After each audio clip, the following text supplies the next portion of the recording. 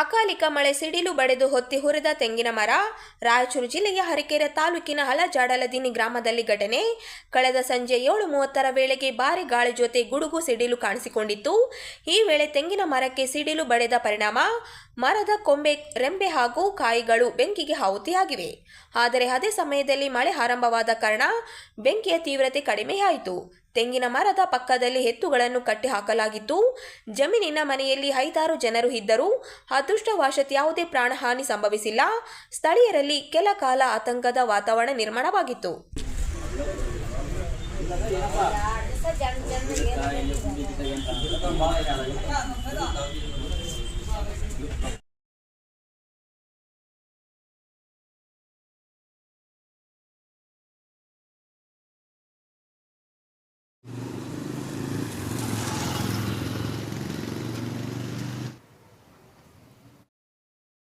ರಾಯಚೂರಿನ ಎಸ್ಎಸ್ಎಲ್ಸಿ ಪರೀಕ್ಷಾ ಕೇಂದ್ರದಲ್ಲಿ ವಿದ್ಯಾರ್ಥಿಗಳ ತೀವ್ರ ತಪಾಸಣೆ.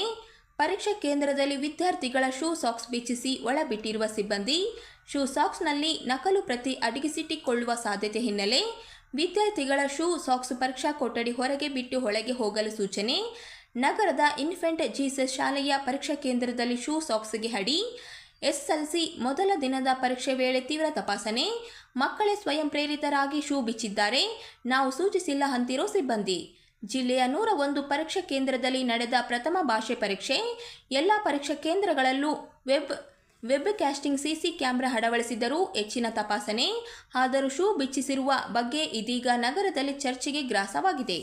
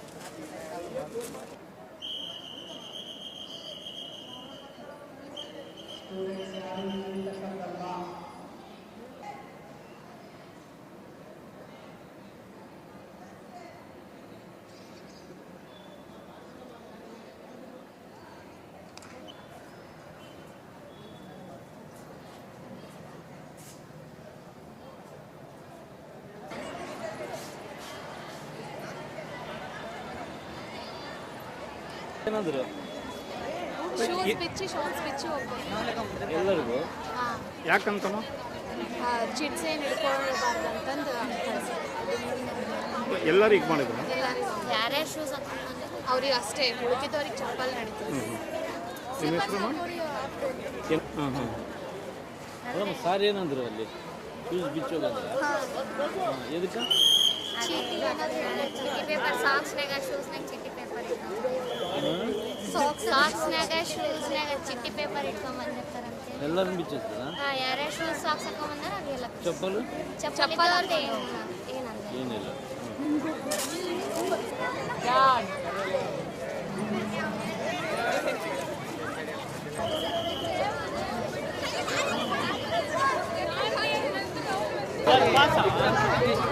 ಹೇಳಲೇ ಹೇಳ ಹೇಳ್ತಾನೆ.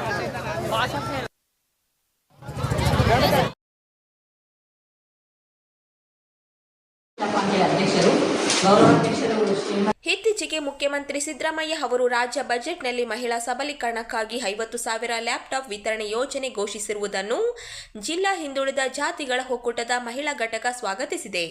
ಈ ಕುರಿತು ಮಾತನಾಡಿದ ಜಿಲ್ಲಾ ಉಪಾಧ್ಯಕ್ಷರಾದ ಪಿ. ಸುರೇಖಾ, ಈ ಯೋಜನೆಯನ್ನು ಕೇವಲ ಸೀಮಿತ ವರ್ಗಕ್ಕೆ ಮಾತ್ರವಲ್ಲದೆ ಹಿಂದುಳಿದ ಹಾಗೂ ಅತ್ಯಂತ ಹಿಂದುಳಿದ ವರ್ಗದ ವಿದ್ಯಾವಂತ ಮಹಿಳೆಯರಿಗೂ ವಿಸ್ತರಿಸಬೇಕು ಎಂದು ಆಗ್ರಹಿಸಿದರು. ಪ್ರವರ್ಗ 1 ಹಾಗೂ 2A ಒಳಪಡುವ ಮಹಿಳೆಯರಿಗೂ ಲ್ಯಾಪ್ಟಾಪ್ ಸೌಲಭ್ಯ ಒದಗಿಸಿದರೆ ಅವರ ಶಿಕ್ಷಣ ಮತ್ತು ಉದ್ಯೋಗಾವಕಾಶಗಳಿಗೆ ಉತ್ತೇಜನ ಸಿಗಲಿದೆ ಎಂದು ಅವರು ತಿಳಿಸಿದರು. ಇದೇ ವೇಳೆ ಹಿಂದುಳಿದ ವರ್ಗದ ಮತಗಳು ಸರ್ಕಾರ ರಚನೆಯಲ್ಲಿ ಪ್ರಮುಖ ಪಾತ್ರ ವಹಿಸಿದರು. 2026-27 ಬಜೆಟ್ನಲ್ಲಿ ಈ ವರ್ಗಗಳಿಗೆ ವಿಶೇಷ ಯೋಜನೆಗಳ ಕೊರತೆ ಕಂಡುಬರುವುದು ಬೇಸರದ ಸಂಗತಿ ಎಂದರು. ಜಿಲ್ಲೆಯ ಬಾಲಕಿಯರ ಶಿಕ್ಷಣ ಅಭಿವೃದ್ಧಿಗಾಗಿ ಮೆಟ್ರಿಕ್ ಪೂರ್ವ ಹಾಗೂ ನಂತರ ಸೇರಿ 4 ವಿದ್ಯಾರ್ಥಿ ನಿಲಯಗಳ ಮಂಜೂರಿಗೆ ಮನವಿ ಸಲ್ಲಿಸಿದರು. ಯಾವುದೇ ಹೊಸ ವಿದ್ಯಾರ್ಥಿ ನಿಲಯ ಕರ್ನಾಟಕ ಸರ್ಕಾರ ಇದು ದಿನಾಂಕ 6/3/2026 2026-27ನೇ ಸಾಲಿನ ಆಯವ್ಯಯ ಬಜೆಟ್ ವಿಧಾನಸಭೆಯಲ್ಲಿ ಮಂಡಿಸಲಿದ್ದಾರೆ. ಮಹಿಳಾ ಸಬಲೀಕರಣಗೊಳಿಸುವ ನಿಟ್ಟಿನಲ್ಲಿ ಒಂದು ಸಮುದಾಯಕ್ಕೆ ಸೇರಿದ ವಿದ್ಯಾವಂತ ಮಹಿಳೆಯರಿಗೆ 50,000 ಲ್ಯಾಪ್ಟಾಪ್ಗಳನ್ನು ವಿತರಿಸುವುದಾಗಿ ಬಜೆಟ್ನಲ್ಲಿ ಘೋಷಿಸಲಾಗಿದೆ. ಇದನ್ನು ನಾವು ಸ್ವಾಗತಿಸುತ್ತೇವೆ.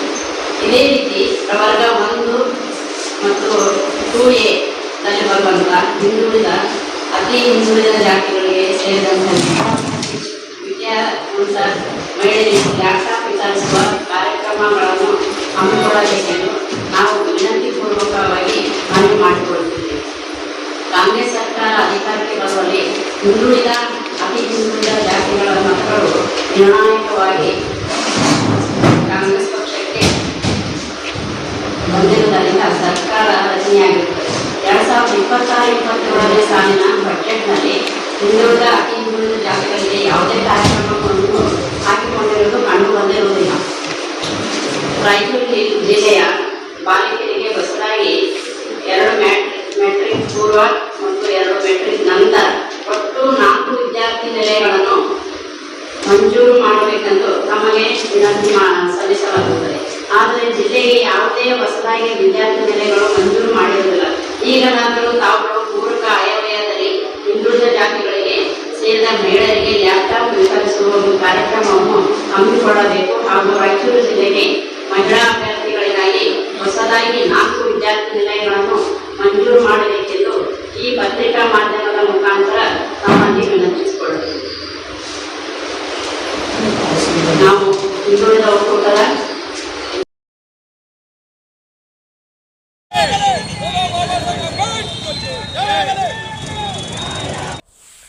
ಸಮಾಜ ಕಲ್ಯಾಣ ಸಚಿವ ಎಚ್.ಸಿ. ಮಹದೇವಪ್ಪ ಅವರ ವಿರುದ್ಧ ವಿವಾದಾತ್ಮಕ ಹೇಳಿಕೆ ನೀಡಿದ್ದ ಆರೋಪದ ಹಿನ್ನೆಲೆಯಲ್ಲಿ ಮಾಜಿ ಸಚಿವ ಶಿವನಗೌಡ ನಾಯ್ಕ ವಿರುದ್ಧ ಕ್ರಮ ಕೈಗೊಳ್ಳುವಂತೆ ಒತ್ತಾಯಿಸಿ ಇಂದು ಕರ್ನಾಟಕ ರಾಜ್ಯ ಬಲಗೈ ಜಾತಿಗಳ ಒಕ್ಕೂಟದ ಮುಖಂಡರು ನಗರದಲ್ಲಿನ ಅಂಬೇಡ್ಕರ್ ವೃತ್ತದಲ್ಲಿ ಪ್ರತಿಭಟನೆ ನಡೆಸಿದರು.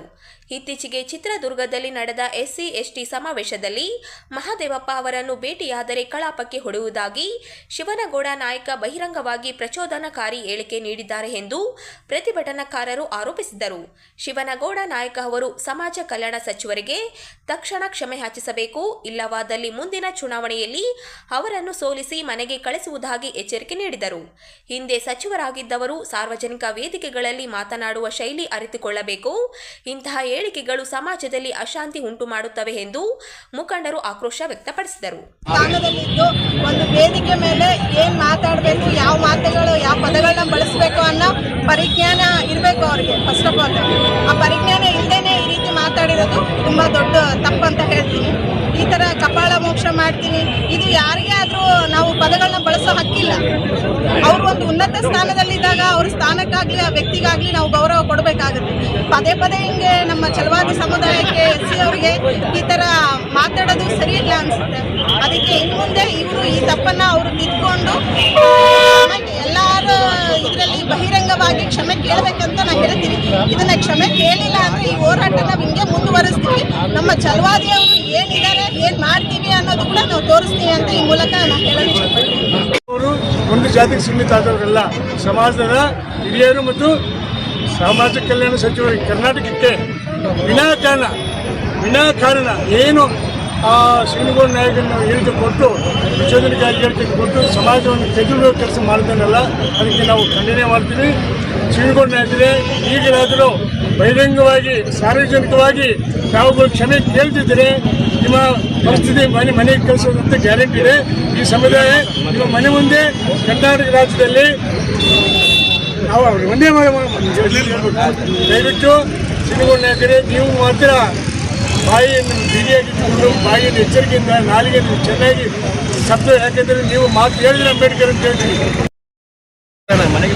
ನೀವು ಮಾತು ಎತ್ತಿದ್ರೆ ಅಂಬೇಡ್ಕರ್ ಅಂತ ಹೇಳ್ತೀರಿ, ಅಂಬೇಡ್ಕರ್ ವಾದ ಎತ್ತಿನ ಮಗನ ಅಂಬೇಡ್ಕರ್ ಅಂತ ಹೇಳ್ತೀರಿ, ಅಂಬೇಡ್ಕರ್ ವಂಶಸ್ಥರನ್ನ ನೀವು ಈ ರೀತಿ ಯಾರಿಗೂ ಮೆಚ್ಚಿಸೋದಾಗಿ, ಯಾರು ನಿಮ್ಮ ಪಕ್ಷಕ್ಕೆ ಹಿರಿಯರಿಗೆ ಮೆಚ್ಚಿಸೋದಾಗಿ ಮಾದೇವಪ್ಪನ ವಿನಾಕಾರಣ ಯಾವುದೇ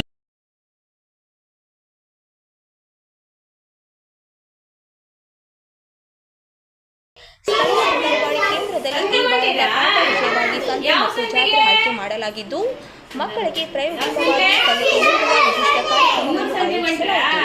ಈ ಕಾರ್ಯಕ್ರಮದ ಅಂಗವಾಗಿ ಮಕ್ಕಳಿಗೆ ಸಂತೆ ಮತ್ತು ಜಾತ್ರೆಯ ವಾತಾವರಣವನ್ನು ಪರಿಚಯಿಸುವ ಉದ್ದೇಶದಿಂದ ವಿವಿಧ ಚಟುವಟಿಕೆಗಳನ್ನು ಹಮ್ಮಿಕೊಳ್ಳಲಾಯಿತು. ಮಕ್ಕಳು ವ್ಯಾಪಾರಿಗಳು, ಗ್ರಾಹಕರು, ಆಟಿಕೆ ಅಂಗಡಿ, ಹಣ್ಣು ತರಕಾರಿ ಮಾರಾಟದ ಮಾದರಿಗಳನ್ನು ರೂಪಿಸಿಕೊಂಡು ಅಂಗನವಾಡಿ ಶಿಕ್ಷಕರು ಮಕ್ಕಳಿಗೆ ವಸ್ತು ಖರೀದಿ ಮಾರಾಟದ ಪ್ರಕ್ರಿಯೆ, ಹಣದ ಮಹತ್ವ ಹಾಗೂ ಸಾಮಾಜಿಕ ಸಂವಹನಗಳ ಬಗ್ಗೆ ತಿಳುವಳಿಕೆ ನೀಡಿದರು. ಈ ಚಟುವಟಿಕೆಗಳ ಮೂಲಕ ಮಕ್ಕಳಲ್ಲಿ ಆತ್ಮವಿಶ್ವಾಸ, ಸಂವಹನ ಕೌಶಲ್ಯ ಮತ್ತು ಸೃಜನಶೀಲತೆ ಹೆಚ್ಚಿನದ್ದಾಯಿತು. ಈ ರೀತಿಯ ಪ್ರಾಯೋಗಿಕ ಕಲಿಕೆ ವಿಧಾನವು ಮಕ್ಕಳಿಗೆ ಪಾಠವನ್ನು ಸುಲಭವಾಗಿ ಅರ್ಥ ಮಾಡಿಕೊಳ್ಳಲು ಸಹಾಯ ಮಾಡುತ್ತದೆ. ಸಂತೆ ಮತ್ತು ಜಾತ್ರೆ ಕುರಿತು ನೇರ ಅನುಭವ ನೀಡುವುದರಿಂದ ಮಕ್ಕಳಿಗೆ ಸಾಮಾಜಿಕ ಅರಿವು ಹಾಗೂ ದಿನನಿತ್ಯದ ಜೀವನ ಕೌಶಲ್ಯಗಳು ವೃದ್ಧಿಯಾಗುತ್ತದೆ.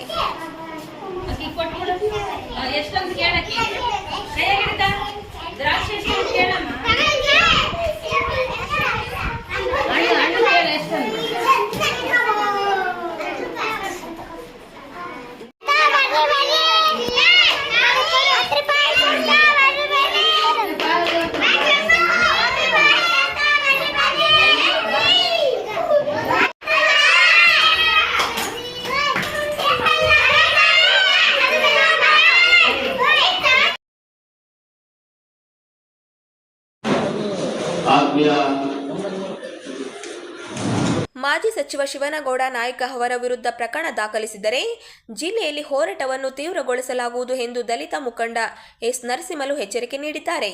ನಗರದಲ್ಲಿ ಸುದ್ದಿಗಾರರೊಂದಿಗೆ ಮಾತನಾಡಿದ ಅವರು, ಇತ್ತೀಚೆಗೆ ಚಿತ್ರದುರ್ಗದಲ್ಲಿ ನಡೆದ SC/ST ಸಮಾವೇಶದಲ್ಲಿ ಶಿವನಗೌಡ ನಾಯ್ಕ ಅವರು ಸಚಿವ HC ಮಾದೇವಪ್ಪ ಬಗ್ಗೆ ನೀಡಿದ ಹೇಳಿಕೆ ಆಕ್ರೋಶದ ಹೊತ್ತಿನಲ್ಲಿ ಮಾಡಿದದ್ದು ಅದು ಉದ್ದೇಶಪೂರ್ವಕವಲ್ಲ ಎಂದು ಸ್ಪಷ್ಟಪಡಿಸಿದರು. ಇದೀಗ ಮಹದೇವಪ್ಪ ಅವರು ಪರ ಕೆಲವರು ದೂರು ನೀಡಿರುವುದು ಅವರ ವೈಯಕ್ತಿಕ ವಿಚಾರ. ಆದರೆ ಶಿವನಗೌಡ ನಾಯ್ಕ ವಿರುದ್ಧ ಪ್ರಕರಣ ದಾಖಲಿಸಿದರೆ ಜಿಲ್ಲೆಯಲ್ಲಿ ತೀವ್ರ ಹೋರಾಟ ನಡೆಯಲಿದೆ ಎಂದು ಎಚ್ಚರಿಸಿದರು.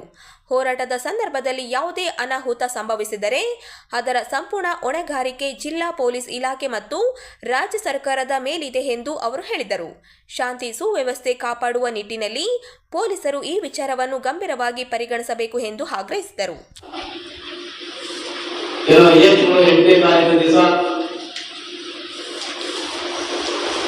ಭಾರತೀಯ ಜನತಾ ಪಕ್ಷದ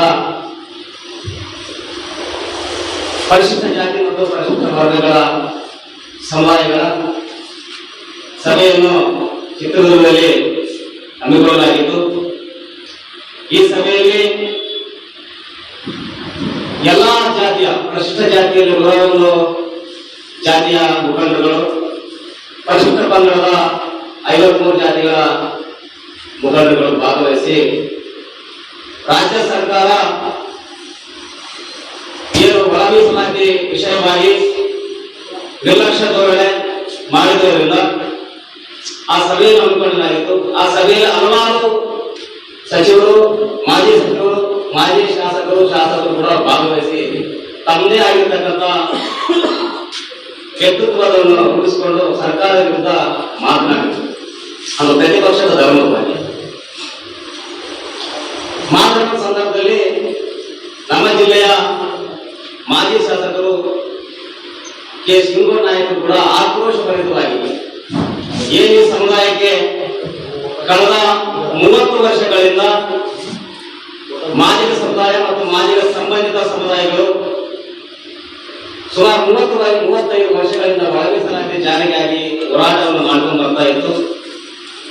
ಆಗ ಸರ್ಕಾರ ಹಲವಾರು ಆಶ್ವಾಸನೆಗಳನ್ನು ಕೊಡಿ ಮೊದಲನೇ ಸಲನೇ ಸರ್ಕಾರ ಬಂದ್ರೆ ಮೊದಲನೇ ಅಧಿವೇಶನದಲ್ಲಿ ನಾವು ಒಳ ಮೀಸಲಾತಿಯನ್ನು ಜಾರಿ ಮಾಡುವುದು ಅಂತ ಆಶ್ವಾಸನೆ ನೀಡಿತ್ತು. ಆದರೂ ಕೂಡ 3 ವರ್ಷಗಳಾದರೂ ಕೂಡ ಇನ್ನೂ ಮೀನಾಮೇಶ್ವರ ನಡೆಸ್ತಾ ಇದೆ. ಉದ್ದೇಶ ಈಗ ತಾನೇ ಅವರು ಒಂದು ವಿಷಯವನ್ನು ಹೇಳ್ತಾರೆ, ಹೈಕೋರ್ಟ್ 56% ಮೀಸಲಾತಿ ಮೀರಬಾರ್ದು ಡೈರೆಕ್ಷನ್ ಕೊಟ್ಟಿದೆ. ಹಾಗಾಗಿ ಹಳೆ ಮೀಸಲಾತಿ ಅಡಿಯಲ್ಲಿ ನಾವು 56,432 ಹುದ್ದೆಗಳನ್ನು ನೇಮಕ ಮಾಡ್ತಿದ್ದಾರೆ. ಈ ವಿಷಯ ಏನು ಪರಿಶಿಷ್ಟ ಜಾತಿ ಮತ್ತು ಪರಿಶಿಷ್ಟ ಪಂಗಡಗಳು ಕೂಡ ಮರಣಶಾಸನವಾಗಿದೆ. ಆ ವಿಷಯವನ್ನು ಮನದಲ್ಲಿಟ್ಟುಕೊಂಡು ಮಾನ್ಯ ಮಾಜಿ ಸಚಿವರು ಒಂದು ಮಾತನ್ನು ಹೇಳ್ತಾರೆ, ಕುಲಕ್ಕೆ ಕುಲವಿದೆ, ನೀರಿಗೆ ಪಾಚಕವಿದೆ ಅಂತ. ಯಾಕಂದ್ರೆ ಆ ಸಮುದಾಯದ ನಾವು ಇಲ್ಲಿ ವ್ಯಕ್ತಿಗತವಾಗಿ ಯಾವ ಆಲೋಚನೆ ಮಾಡೋ ಅಗತ್ಯ ಇಲ್ಲ. ಇಡೀ ಸಮಾಜ ಕಲ್ಯಾಣ ಇಲಾಖೆಯಲ್ಲಿ 101 ಜಾತಿಗಳು ಪರಿಶಿಷ್ಟ ಜಾತಿ ಮತ್ತೆ ಪರಿಶಿಷ್ಟ ಪಂಗಡದ 53 ಜಾತಿಗಳು ಕೂಡ ಭಾಗಿಯಾಗಿರ್ತವೆ ಇಲಾಖೆಯಲ್ಲಿ. ಹಂಗಾಗಿ ಮಾಜಿ ಸಚಿವರು ವ್ಯಕ್ತಿಗತವಾಗಿ ಯಾವುದೇ ವ್ಯಕ್ತಿಗಾಗಲಿ ಅವಮಾನ ಮಾಡುವಂತದ್ದಾಗಲಿ ಅಥವಾ ಒಂದು ಸಮುದಾಯಕ್ಕೆ ಅವಮಾನ ಮಾಡುವಂತದ್ದಾಗಲಿ ಅದು ವ್ಯಕ್ತಿಗತವಾಗಿ ಮಾಡಿಲ್ಲ ಅಂತ ನಾವಿವತ್ತು ಹೇಳಲಿಕ್ಕೆ ಬಯಸ್ತಾ ಇದ್ದೀವಿ. ಯಾಕಂತಂದ್ರೆ ಆ ಹೇಳಿಕೆ ಹಿಂದೆ ಒಂದು ನೋವು ಇದ್ದೇ ಇರ್ತದೆ. ಆ ನೋವು ಪಕ್ಕದ ಸಮುದಾಯ ಇವತ್ತು ಅರ್ಥ ಮಾಡ್ಕೊಂಡಿದೆ. ಒಂದು ಸಮುದಾಯ 35 ವರ್ಷಗಳ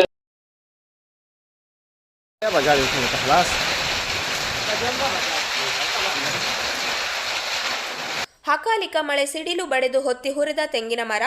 ರಾಯಚೂರು ಜಿಲ್ಲೆಯ ಹರಿಕೆರೆ ತಾಲೂಕಿನ ಹಳಜಾಡಲದಿನಿ ಗ್ರಾಮದಲ್ಲಿ ಘಟನೆ. ಕಳೆದ ಸಂಜೆ 7:30 ವೇಳೆಗೆ ಭಾರಿ ಗಾಳಿ ಜೊತೆ ಗುಡುಗು ಸಿಡಿಲು ಕಾಣಿಸಿಕೊಂಡಿತ್ತು. ಈ ವೇಳೆ ತೆಂಗಿನ ಮರಕ್ಕೆ ಸಿಡಿಲು ಬಡೆದ ಪರಿಣಾಮ ಮರದ ಕೊಂಬೆ, ರೆಂಬೆ ಹಾಗೂ ಕಾಯಿಗಳು ಬೆಂಕಿಗೆ ಆಹುತಿಯಾಗಿವೆ. ಆದರೆ ಅದೇ ಸಮಯದಲ್ಲಿ ಮಳೆ ಆರಂಭವಾದ ಕಾರಣ ಬೆಂಕಿಯ ತೀವ್ರತೆ ಕಡಿಮೆಯಾಯಿತು. ತೆಂಗಿನ ಮರದ ಪಕ್ಕದಲ್ಲಿ ಎತ್ತುಗಳನ್ನು ಕಟ್ಟಿ ಹಾಕಲಾಗಿತ್ತು. ಜಮೀನಿನ ಮನೆಯಲ್ಲಿ 5-6 ಜನರು ಇದ್ದರು. ಅದೃಷ್ಟವಶಾತ್ ಯಾವುದೇ ಪ್ರಾಣಹಾನಿ ಸಂಭವಿಸಿಲ್ಲ. ಸ್ಥಳೀಯರಲ್ಲಿ ಕೆಲ ಕಾಲ ಆತಂಕದ ವಾತಾವರಣ ನಿರ್ಮಾಣವಾಗಿತ್ತು.